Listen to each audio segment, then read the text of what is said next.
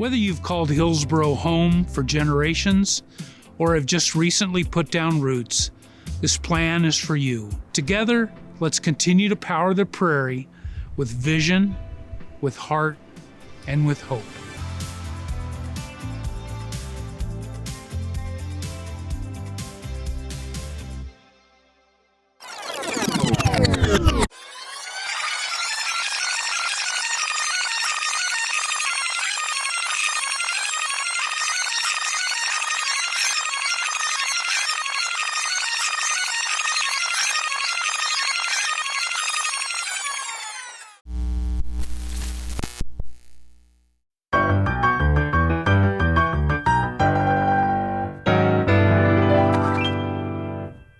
Well, welcome to another edition of Coffee with the Mayor. We are super excited to have Councilman Jeff Jorgenson and Superintendent of Schools Clint Corby joining us today. They both served on our strategic plan committee that put together our latest strategic plan, which surprisingly enough, we're going to talk about that today. You know, I know that you probably thought you were here to talk about something else, but welcome to Coffee with the Mayor, guys. Thanks for having us. Yeah, thanks for being here. As always, we start off Coffee with the Mayor with a segment called the Mayor's Mugshots. And Clint, you're a veteran at this, so we're going to let you go first. You get to tell everybody what's in your mug, why that particular beverage is in your mug, actually. Well, okay. Mine is just the regular drip after having several sips. It's delicious, as they all are. Yeah.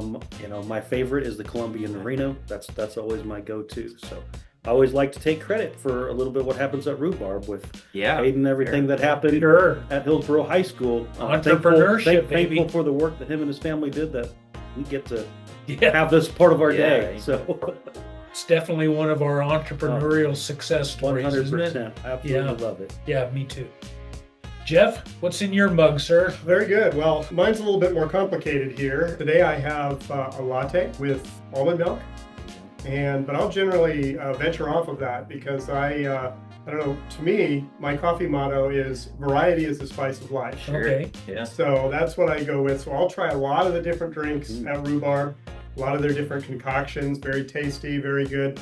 Generally not a black coffee guy. I need something in my coffee. So that's what I have today. All right, very good.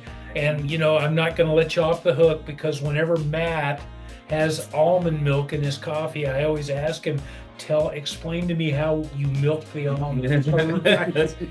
I haven't seen that happen before. Yeah, me either. It's just one of life's mysteries. Matt, what's in your mug? I went with a very strategic choice. I've been allowed to go back to caffeine, but this is a decaf Americano because it is like 3 in the afternoon. Well, I would like to sleep tonight. Okay. And it has beef milk in it, which of course is just regular moo milk. Yeah, nice. That's what Kathy usually writes in my cup. I don't know what she wrote today. Cow moo. Cow moo. Yeah, I love it. So regular old beef milk. Okay, excellent. And no surprise here, and again, I feel like a big part of any strategy is consistency. True. Right? Consistency. So in honor of that, the mayor's drink today is coffee-flavored coffee. I'm with you, Clint. Whatever was dripping out of that pot, baby, is what's in my mug, and you can't ever go wrong at Rhubarb. And so whatever's coming out of that pot, dripping out of there, works for me. So I didn't give you, our guests, an opportunity to let our viewers know a little bit about you. And Clint, I'll start with you.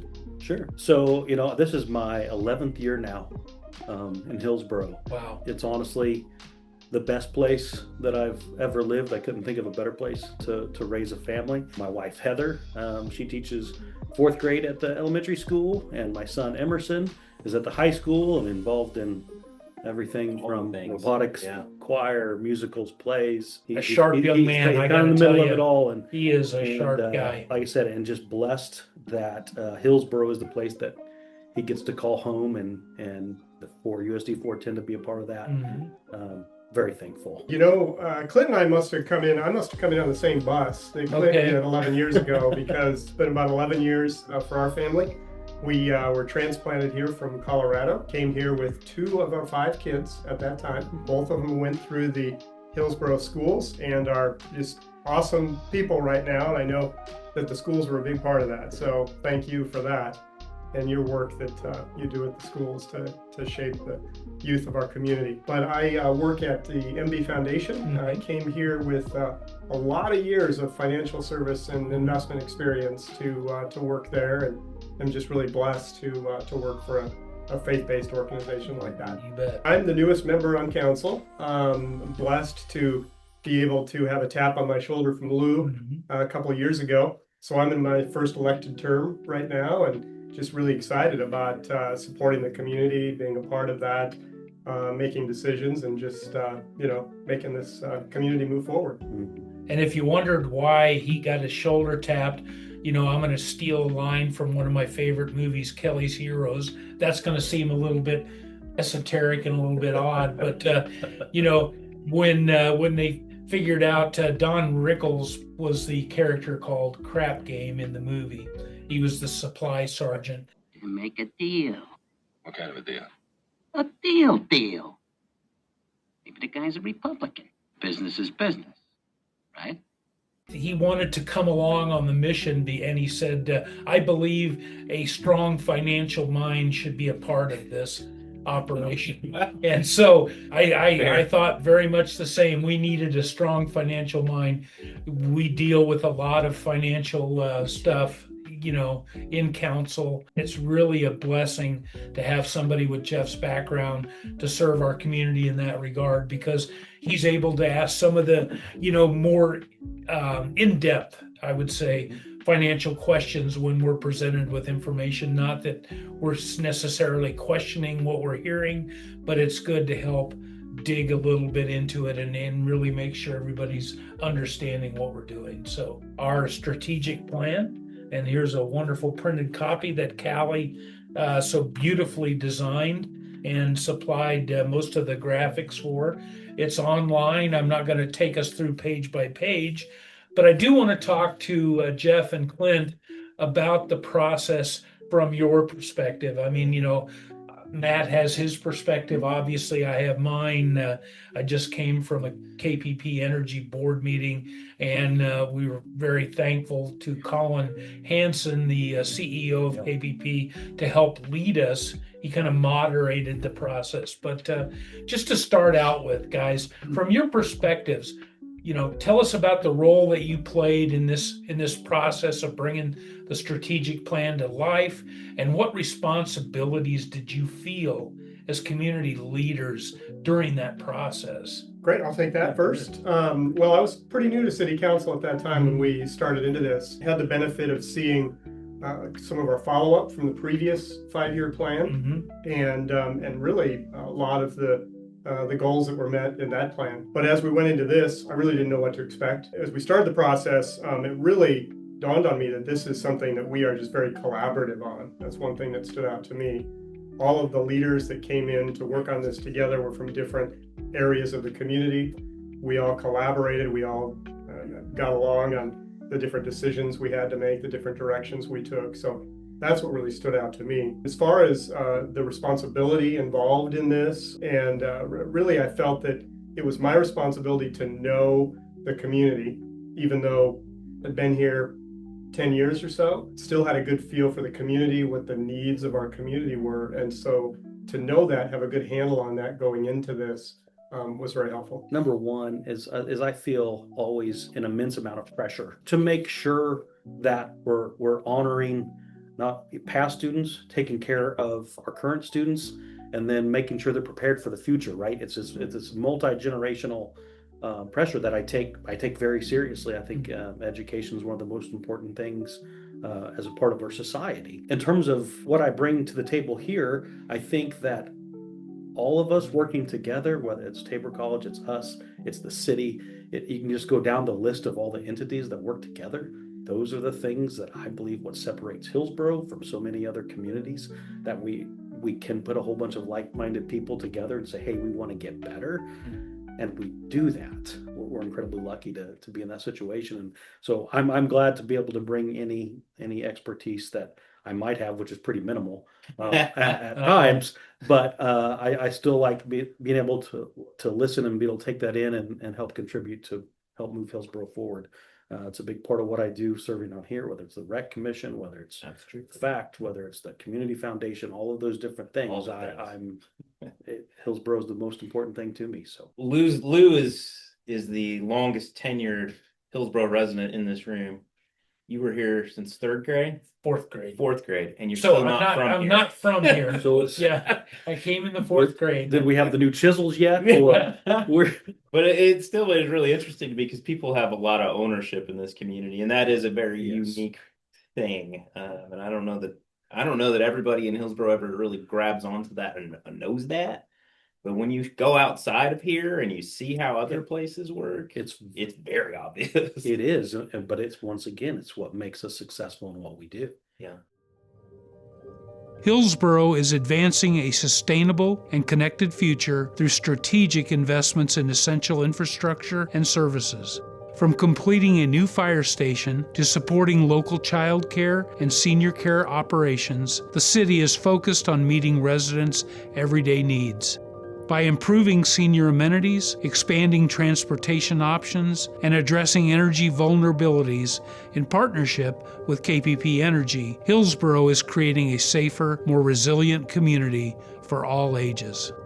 A strong community starts with solid foundations, and Hillsboro is committed to long-term success through smart financial management and clear, consistent communication. By maintaining balanced budgets, supporting vital city services, and launching a new media strategy to better connect with residents, the city is ensuring transparency, engagement, and trust as it continues to grow and thrive. We do have a lot of like-minded opinions, but we do have a lot of different perspectives too. So Kenny Rogers' question of the day is when we went through this process, when did you know when to hold them and when to fold them? It took me a second. I got it though. Because like, what do you decide to compromise on, and then what do you decide to plant your flag on and stand for? You certainly need to know what your values are, right, and what's important to that, but not only just for you, but as a community in general. But I think most importantly that you do have to be willing to compromise at some point in time, and compromise has become a bad word to move forward, and I feel quite the opposite, that we have to do that to move forward. You can't die on every single hill and then expect magical things to take place. Right. So if Lou has a good idea and I have a good idea and we can find a way to merge both of those ideas together, well, that's progress, right? Not Lou and I either disagreeing or both agreeing completely, because that can be just as dangerous too. If we're all sitting around and Jeff and I both have the same exact idea, well, did we get better, or did we just agree with each other, right? And so having that healthy level of back and forth is a good thing. If we're pushing an agenda, our own agenda in the process, that's not helpful, but we're working together. We're working together on the things we see in the community, things we need to address, the different ideas. Clint comes at things a lot differently than I do, being in the financial service industry and the faith area too, as well as my involvement at church. So I bring some unique qualities in, and was able to bring that forward and mention some of the things as we put this whole plan together. So guys, looking ahead to 2030, which goal in this plan do you think will be the most challenging to accomplish? I mean, we've got some heavy lifts in here, but which one of them do you think is going to be the most challenging? And then maybe a little bit of elaboration on why you feel that way. I think for me, it's economic growth. That's the one I connect with the most. Coming from a bigger city 11 years ago and coming to a smaller town, it's a very different environment. Things are much closer to you. There's less degrees of separation, even financially, in a smaller town too. So I think that probably the one most challenging thing is the economic growth and revitalization of the business and economic climate of Hillsboro. Everything's impacted. They're all tied together, right? Yeah. And so, right, your housing is tied to the economic. And so I wouldn't say that any of them are in a place where you think, oh, that's going to be easy, because it's not, right? Everything's going to be challenging, but I think the economic opportunities, when you try to balance, incentives for new business versus making sure there's rewards for existing businesses and gives them reasons to stay, all those things, those are not easy tasks to make happen for people. So I am hopeful, though, we'll be able to make some gains in those areas of the work that has been spelled out here. Hillsboro's Power the Prairie initiative fuels a bold, community-driven vision for economic growth by revitalizing downtown, completing the community plaza, and expanding local food, retail, and entertainment options. With targeted support for small businesses, remote workers, and entrepreneurs, the city is building a thriving, innovative economy where people and ideas can flourish. Are there any particular plans or anything within the plan itself, goal-wise, that you're particularly passionate about? What really trips your trigger in there? I mean, we talk economic development; those are good things. Yeah. I mean, I'll answer that similarly to my last answer, in that couched within those challenges, I think some of our greatest opportunities are right there in front of us. We see spaces open, for instance, like the Wendy's space. Yeah. And that's an open opportunity for somebody who wants to start a small business to move into that space, another business to come in from outside of town. So I think the economic development piece, there's challenges, but there's great opportunities for people that are ready to start a business. I think ever since the time we moved here, we've always heard from a lot of people, we need a cafe. And I hear that over and over again. Yeah. So it really makes you think that we just had somebody that would just step into that and commit to something like that, you'd really have an automatic success involved in a business like that. The other thing, which is really encouraging, is we have a built-in support system here with Tabor College and the entrepreneurship program there. For those that want to start a business, they get immediate support right there. So I think there's a lot of opportunity for success within this climate. And I would say, I agree with Jeff. I'm excited about that. But I guess the thing that excites me most about this is that education is a component of this plan. I don't know that would happen in all cities, making a strategic plan. I don't know that education typically would make the top 4 or 5 things they feel they need to work on. And so for that to be part of that, I mentioned earlier, right? The amount of pressure that I feel, right? Mm-hmm. Yeah, here's some more. I say pressure, and it's not a bad word. It's a good thing, right? It motivates, it keeps going. It's a good thing. Just ensuring that we keep those partnerships going and keep moving in the right direction. I'm proud to be a part of that process. Through its Campus to Community initiative, Hillsboro is strengthening ties between Tabor College, USD410, and the broader community to create meaningful opportunities for students to learn, work, and thrive locally. By hosting engagement events, developing a college-town corridor, and expanding career and trade pathways, the city is building a future where young people are inspired to stay, return, and invest in Hillsboro's success. I'm gonna tap into something that my dad pounded into me for all of my growing up years, and he's always said, "Son, the best indicator of future success is past success." And Hillsboro has such a strong educational foundation with USD410 and Tabor College. It's a strength that we as a community have. That again, one of the reasons I feel like it's in this plan, at least from my perspective, is we need to lean into that strength, because that we can leverage off of that, to your point, with the collaboration with Tabor on entrepreneurship. That's all part of that education. It's about making Hillsboro that place where people have such a great experience that someday they may want to come back, or they may never want to leave. Actually, they may just want to stay right here. And I don't know if you saw a post that we did for USD410, but there's no official award. There's not a plaque or anything for it, but some data was collected by the Kansas Association of School Boards. And over the past 10 years of district size, 500 to 1,600. I mean, that's a pretty big. That's a lot of schools in the state of Kansas. Yep. You're probably talking 80% of school districts. Right.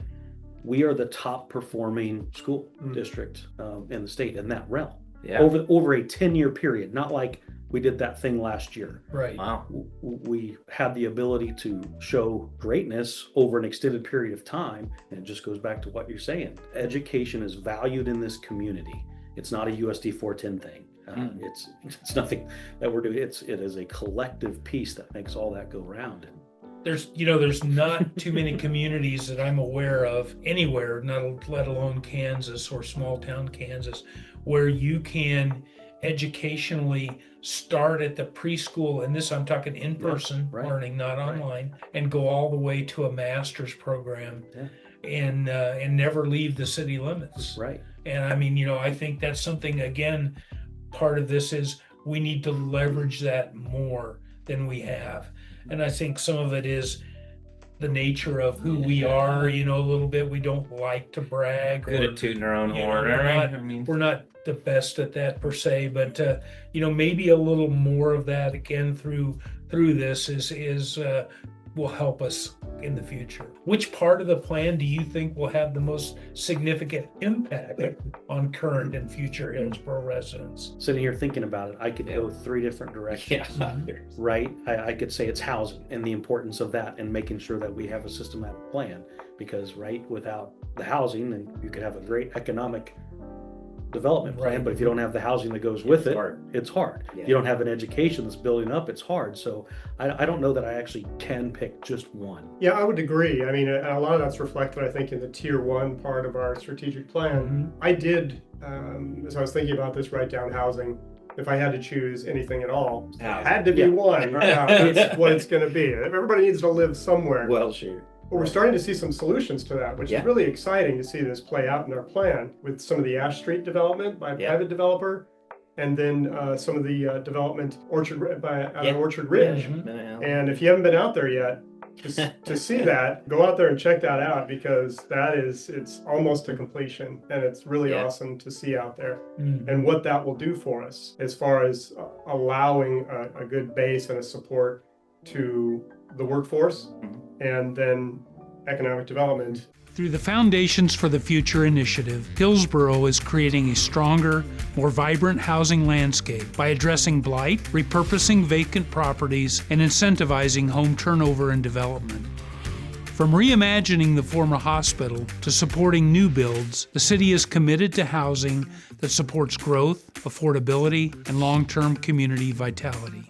I still continue to lean a little bit towards the educational piece. I was in Newton this morning for just a little bit, and I started my education there at a little place called Roosevelt Elementary School, which no longer exists. I drove past it on Broadway Street there in Newton, and I had, some very good memories of those years in the elementary school.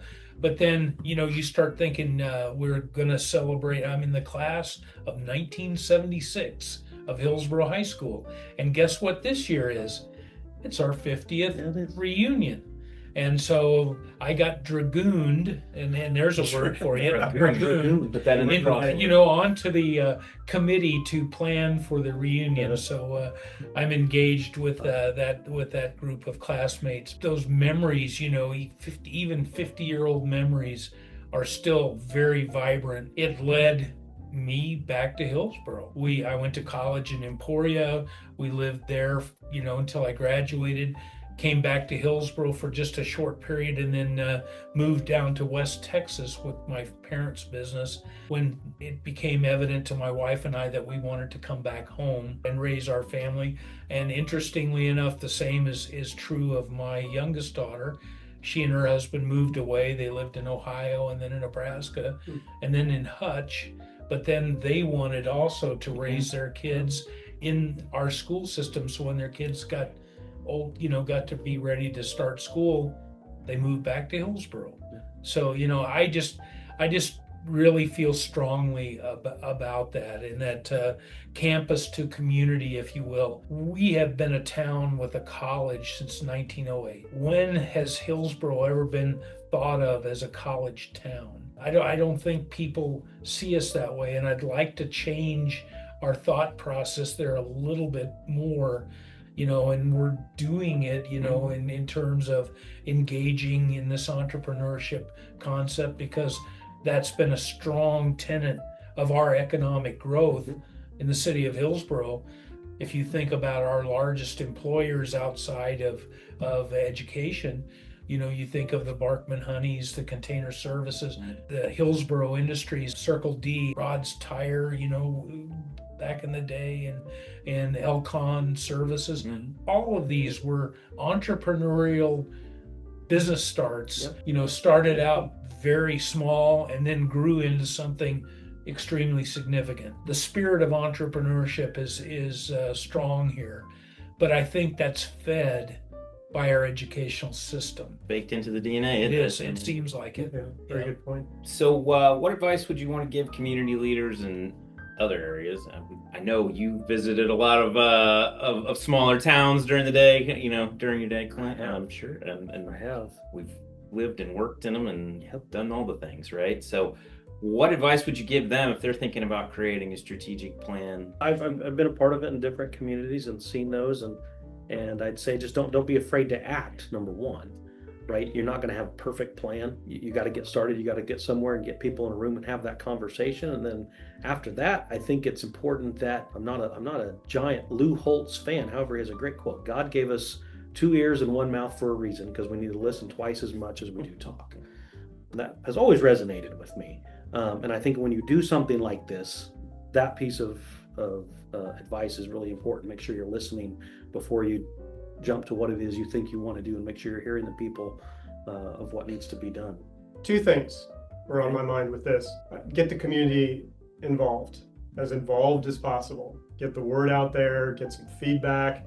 I feel like we did a good job with that. Second, lean into the culture and strengths of your community, what you already have there, whether it be like some communities have an ethnic majority there who settled it, and there's this flavor of what's going on there already. Well, lean into that and use that as part of your strategic plan. Yeah, I think a lot of communities miss the boat on that. They don't know their identity. They don't know who they are. Yeah, an identity issue. And it is not. Hillsboro has a little bit of that, but right. We know, but we don't want to talk about it. That's a Kansas thing. We don't like to brag about it, how great we are, but we are. And so it's hard to be self-promoting, I guess is the right word for that. Hillsboro has tried. We've had some struggles in the past with identity. One in particular, and there's no disrespect to the people behind this concept, but we had the Friesen windmill in, and so somebody thought it might be good to call us Dutch country. My grandparents are of German heritage. Now, not German Mennonite heritage, but German heritage. And certainly historically during conflicts like the First World War and the Second World War, a lot of that got suppressed and kind of pushed back.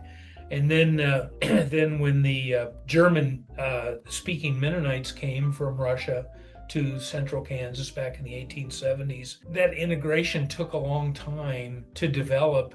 And, Hillsboro, I think, was known significantly for a time as a Mennonite community. I would say that doesn't necessarily describe who we are today. I think the Mennonite heritage is very strong, and I'm never going to discount that, ever. But when you think about who the newer people are in Hillsboro, are they Mennonites, or are they coming from some other place or some other faith background, right? And so that's why I was very strong on this concept of prairie, because it's where we are. We're all trying to live and thrive and survive here on the Kansas prairie, right? And there's a lot of things in that word prairie that, to me, talk about resilience, talk about strength, talk about collaboration and cooperation that's required to survive in an area that, without enough water, without we're at the vagaries of the elements so many times, because there isn't a lot blocking the wind or the weather or all of those things, right, that we deal with. So there's a certain strength that comes from that. And to me, describing us in that way was a way that was as inclusive as I thought we could make it. I just wanted to come up with an identity that we can all embrace. And I didn't want to have people feel that I don't see myself there, right? Because it's about Hillsboro. It's not about what church I go to or where I came from before, right? Yeah, should still be inclusionary, not Right. exclusive. Yeah. Very So as always, Callie has come up with a fun little game competition. Something that definitely is going to make me look bad. It's always something interesting and fun, and I give her a huge amount of credit for coming up with something different every time. The creativity that's involved in figuring out these things is just something amazing. I like to feel like I'm somewhat creative, but I cannot touch her talent in that regard. So I think she's got something called the Big-Mini-Crossword. There's a bit of an oxymoron.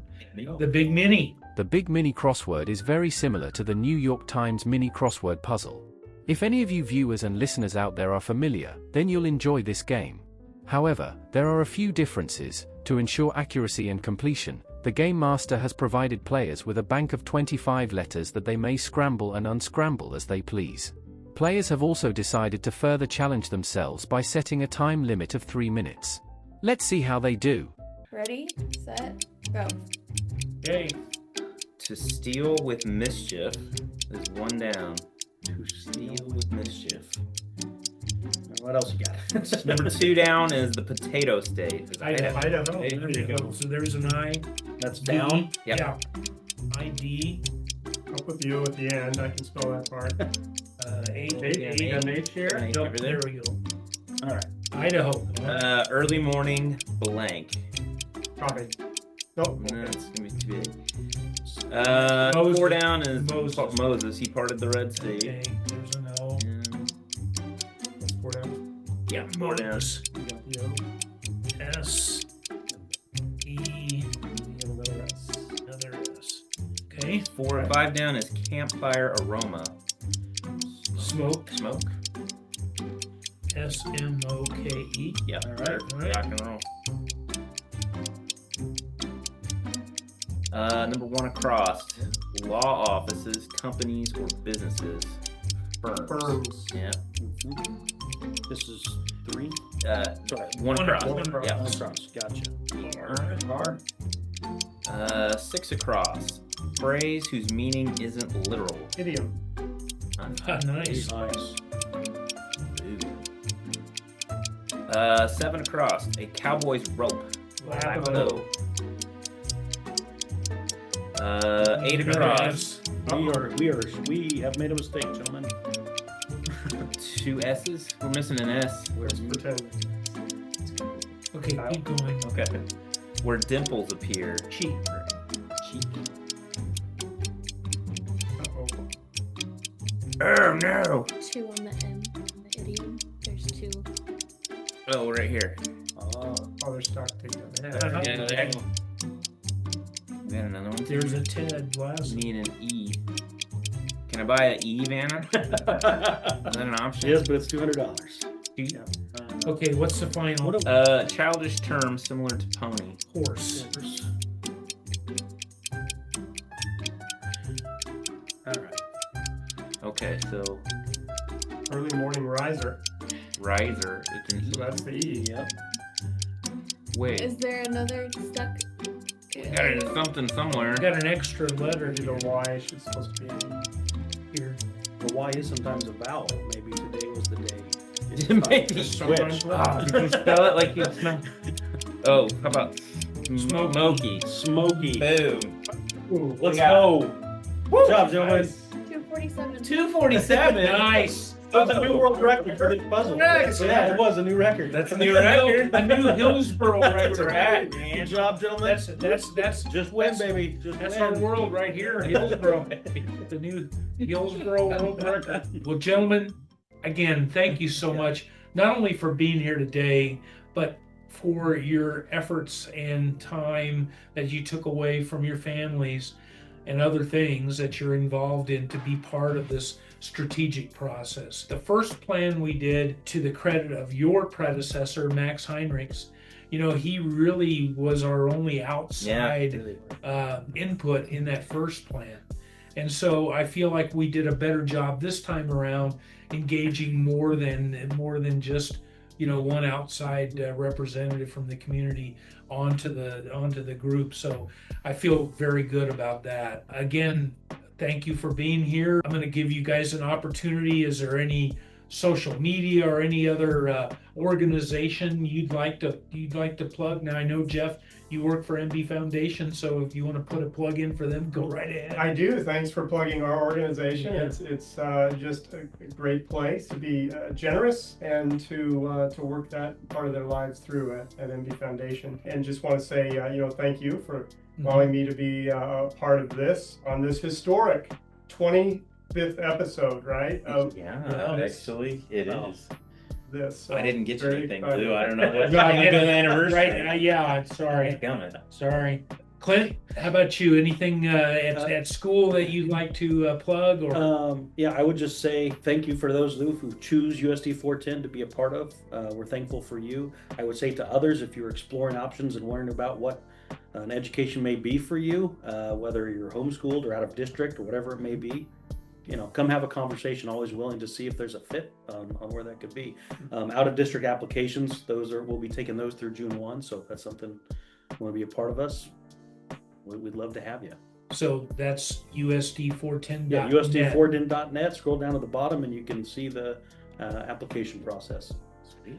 And MB Foundation can be found online at mbfoundation.com. Okay. All right. Yeah, come visit us, come see what we do, and love to have that It's a conversation. beautiful facility that you have. It is. I It is. compliment Yes, you on that. thank you. There was a lot that went into that, and we, A significant investment in the Excited, community again. Well, that's going to wrap it up for another edition, our 25th edition. 25th edition. So, yeah, congratulations, Boom. buddy. 25th edition of Coffee with the Mayor. You can find us on YouTube and Spotify. Be sure to hit those like buttons. Be sure to also hit those subscribe, and make sure that you don't ever miss another episode of Coffee with the Mayor. We'll keep you updated and you stay caffeinated.